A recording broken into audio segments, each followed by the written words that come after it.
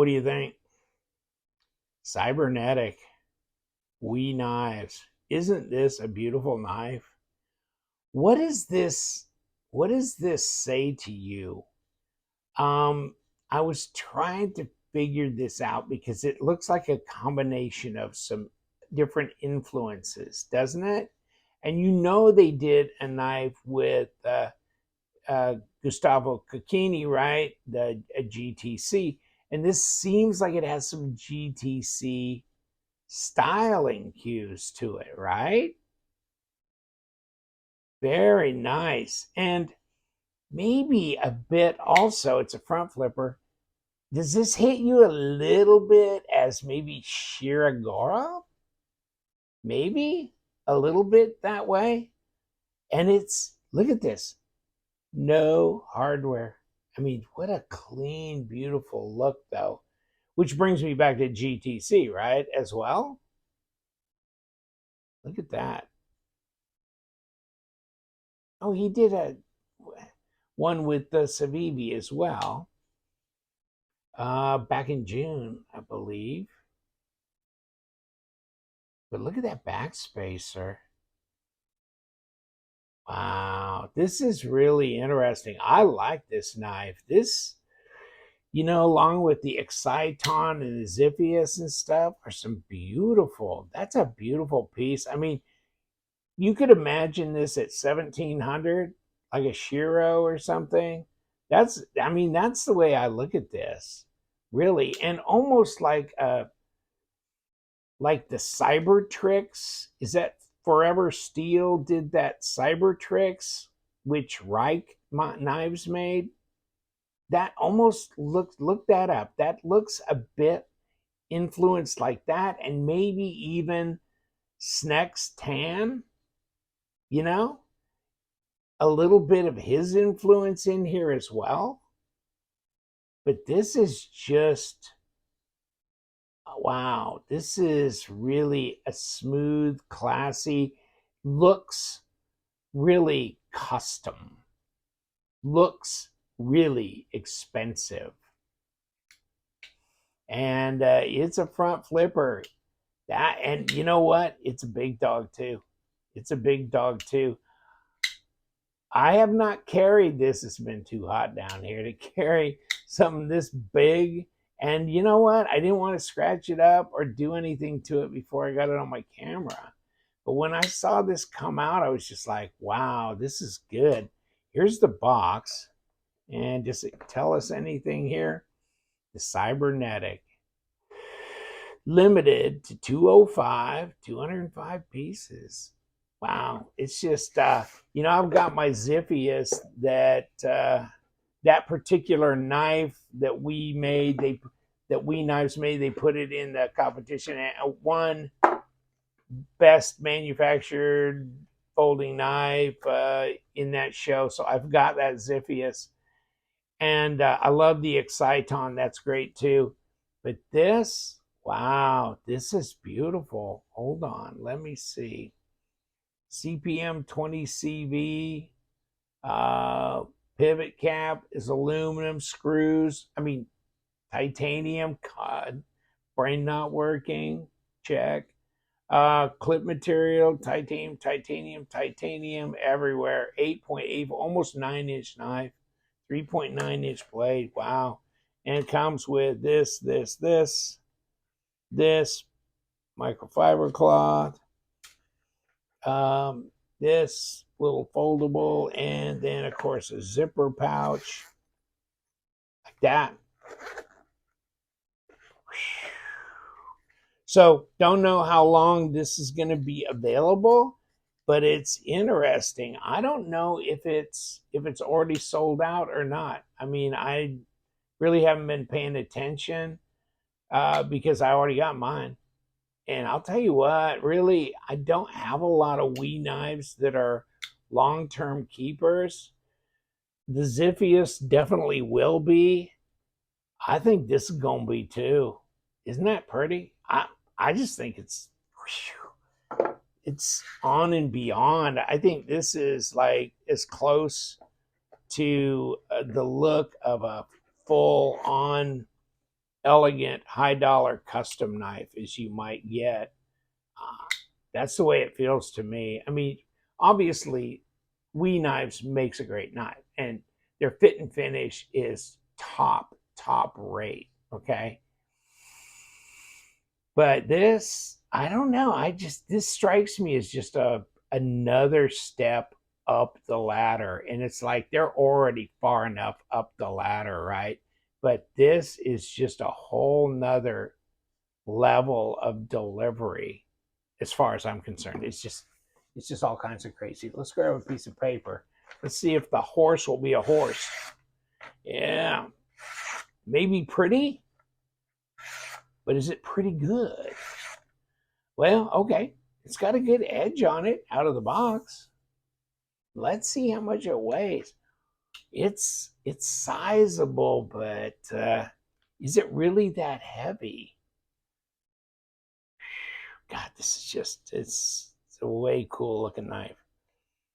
Not that heavy, is it? 4.3 ounces. What do we got? 123 grams. Wow. Woo! But I'll tell you, it may be a challenge for you to front flip this. And so, thusly, kind of my wonderment of would it have been better to, like, okay, take this out and go down. And so, this little squared off area that you finish the corner here is actually the flipper tab that pulls back, right? And wouldn't that be reminiscent of some like GTC type stuff? Um, but instead, they did this, which brings this bolster kind of follows those angles there with this little cutout, and we'll see it when we okay, so it's fully exposed when it goes to that. This little cutout, which why I don't know, but it maybe does add a little bit of style to the whole thing, style interest. And then the pocket clips got that wonky geometric kind of look to it as well. And that's fascinating. That really is. But look at this backspacer setup. We definitely got to look into that when we take this apart. Wow, that's interesting. But it's just not all hammered up with lots of external hardware, because look at that. Where's this all getting held together at? You know what I'm saying? We will find that out as well. Ergos are surprisingly good, but you don't have a lot going on here to really disturb them. Wow, feels good in the hand. And what do we got? Oh, we got this very, see, 25 of 205. Okay, and then you got the 20 CV, but it's very elegantly done. Very, not easy to see necessarily unless you're looking for it. And this grind here, what's going on? Steps down a little bit, goes across there. That's just, I don't know.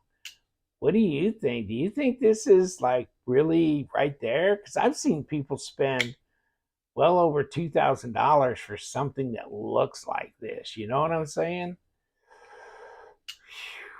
And this being a production knife, not too shabby.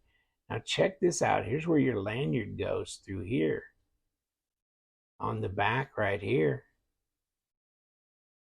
I can see why they got the name Cybernetic, right? This is definitely futuristic, clean. Wow, seamless. Just way cool. Just way cool. What about this? See this pivot? It's kind of cupped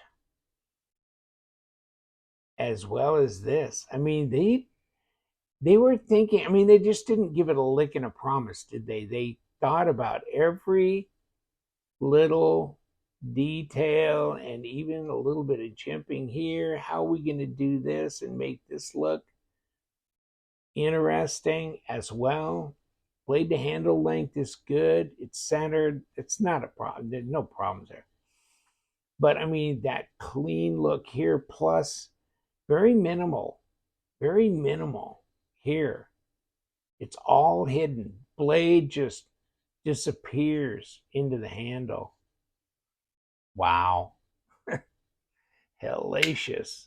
That, I mean, I'd put that with anything, right? You could lay it there without names on any of them and say which one's the custom high-end, $3,000 knife.